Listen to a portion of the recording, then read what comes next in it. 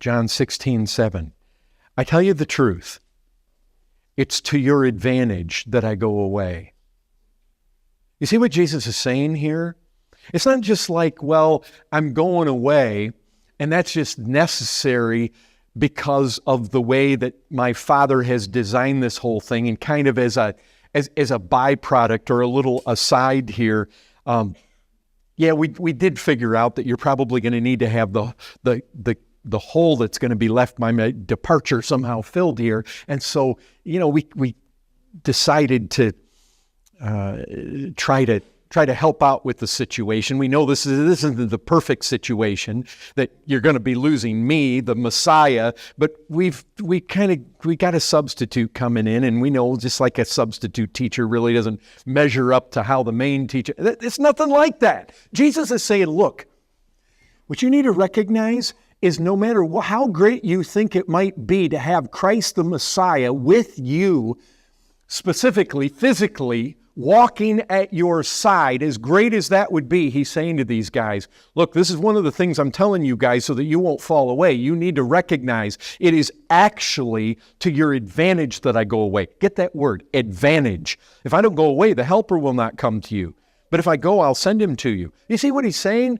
If I don't go away, he's not coming to you. In other words, guys, if you really understood this thing properly, you would want me to go away, because this is no secondary kind of thing. It's not like you're getting the substitute. It's not like you're getting the second best.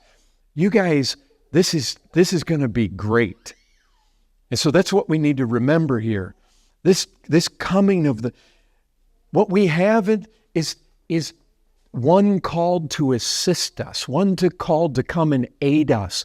And what he's saying is, this Spirit is going to aid you in a greater way than what you've experienced while you've had me walking with you. That's basically what we're coming to. Now think with me here. This is the gist. And if you think about what it really means, as I talked about Jonathan charging up there and taking out the garrison. Why? Because he trusted God. You see what happens when you trust Christ? It actually looks like something impressive, folks. And so this is what he's calling us to. And he says, if you love me, you're going to do those kinds of things. And if you do that, you know what's going to happen? I'm going to ask my Father to dispatch a helper to you that's actually going to be to your advantage. More of an advantage to you than if I were to stay with you. Would you rather walk with Jesus where you saw things like he touched a blind man, or you were able to actually watch him look up in that tree at Zacchaeus, and you're able to sit around the fire at night and have his wisdom? I mean, you talk about what it would have been like to be in Solomon's court. Can you imagine if you sat with Christ every single night around the fire just talking with him? The things you would have heard. I mean, you were, wisdom and knowledge just poured out of him. And you know what? He loved his own to the end. He had one with you that loved you like no one else ever loved you. Would you rather have that? I mean, remember, teach us how to pray. Well, they were watching him. They watched him pray. They heard him pray. I mean, would you rather have that? Watching him, you hear the tones in his voice. You see the expressions on his face. You can see just the look of compassion when the leper says, Lord, if you will, you can make me clean. And you're standing there watching. And would you rather have that? Or would you rather have the Holy Spirit in you?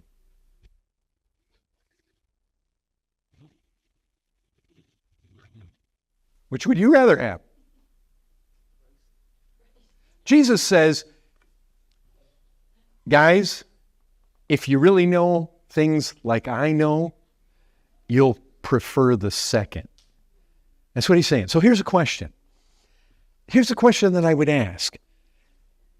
Obviously, something is about to change. Something with regards to the Spirit that is really advantageous is about to happen. And so I would ask this. What is about to happen that didn't happen before that? What is new with the Spirit? In fact, He says that up till now, the Spirit has been with you, but in the future, the Spirit's going to be in you. So how has the Spirit been with them up to that point and not in them? And look, maybe you could suggest other answers to that, but I know one. I know one way that's true, that the Spirit was with them. The Spirit was with them in as much as they were with Christ. And now what's being said is this: they've got another comforter, one like Christ, and he's not going to just be external. He's going to come in. And what Jesus is saying is this: what you guys don't realize is I've been with you just like the Spirit in me has been with you. But you know what's going to happen when I'm taken away from you?